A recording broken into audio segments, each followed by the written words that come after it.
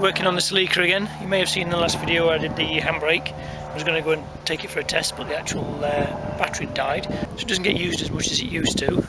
So instead of disconnecting the battery every time, which is what I've been doing here, I'm going to fit a cut-off switch here, similar to what I've got on the Nissan. So I'm going to fabricate a bracket just along here, maybe utilising this bolt here. Should clamp quite nicely there. Maybe utilise that bracket just there, put a bolt in there, maybe a little rivet or something, and actually do a nice bracket to actually hold the switch, something like that. So what I'm going to do, I think I'm going to take the strut brace off, remove the battery, and then I've got to actually extend this cable so I can actually fit the cut-off switch in between the earth. So I'm going to actually put the actual switch in the earth on the earth side, not on the positive side, which is what I did on the Nissan, and it works fine. As you can see, I've removed the battery in the tray. I'm going to replace these bolts as well, or these nuts I should say, because they're really rusty. So I'm going to clean all this up and replace those with some stainless. And my plan is actually cut this. Is that going to focus? Probably not.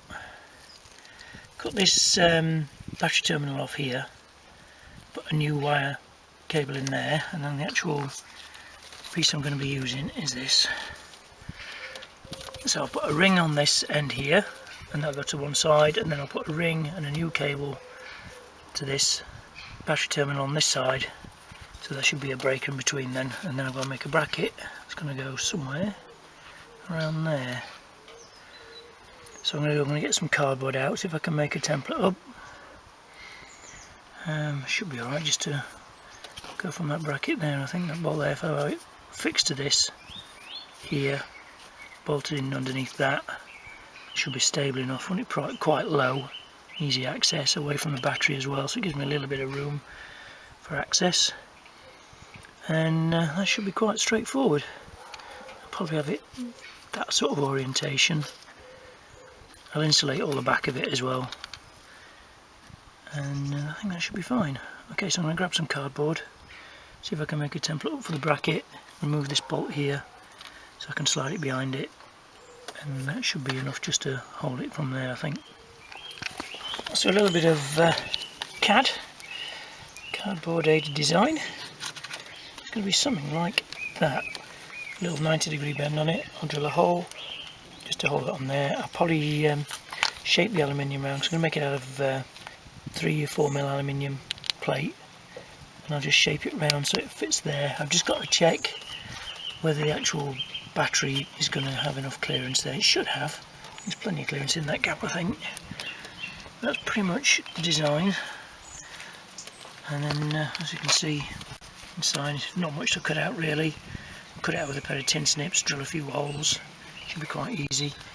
So I'm going to clean this up under here a little bit, put some new bolts in, put the battery tray back in, and then I'll trim this wire with the actual thingy on, put just a slip connector on, and then I'll make a new cable to go to the battery connector.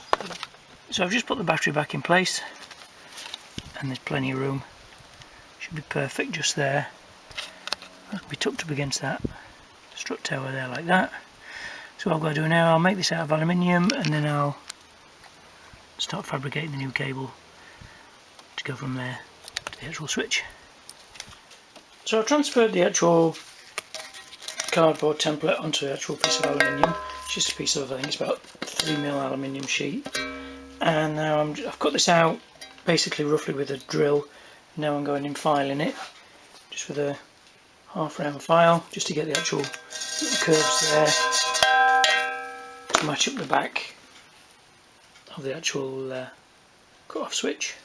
It's quite a simple little job, and then I'll cut this out with a pair of tin snips right here, and we'll clean up all the edges, sand them all nice and smooth, and then we'll bend that crease through there, mark up where the actual hole's got to be for drilling, drill that, and do some final adjustments, clean it all up again, and then we'll shoot it with a little bit of black paint, and then we can get on with the wiring.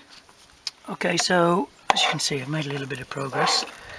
The actual bracket fits quite nicely behind there, so that should switch off quite nicely. All I've done is cut the battery connector off this end, and and then put on a ring this end instead to go on there, like that, all the way around. Same on the other side of the switch. To them, flip a nice cable with some over braiding. Difficult to do this one hand, and then put the battery connector on that side.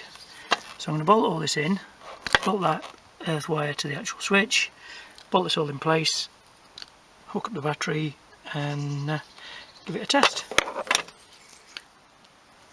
So all wired in. I'm going to have to get some wrinkle black I think for this, because I ran out of black, so I just did it in a dark blue. I'll get a wrinkle black aerosol and I'll finish that off, and I want to neaten this far edge here a little bit. I'll probably get some sort of cover for this as well, similar to this but on the negative side. Battery clamp's not exactly straight either, but it'll do. Right, okay, so that's off. Let's turn that on.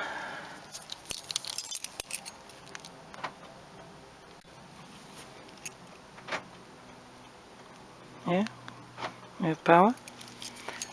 Turn that off. Nothing. So it shouldn't start.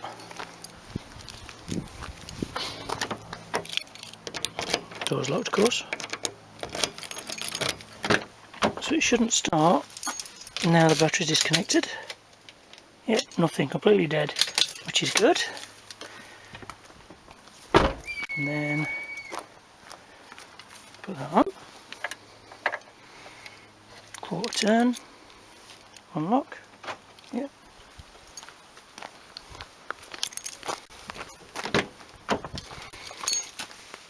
There we go.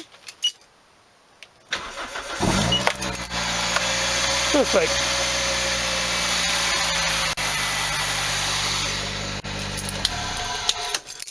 So basically all I'm going to do is use this for when the car's stood up for,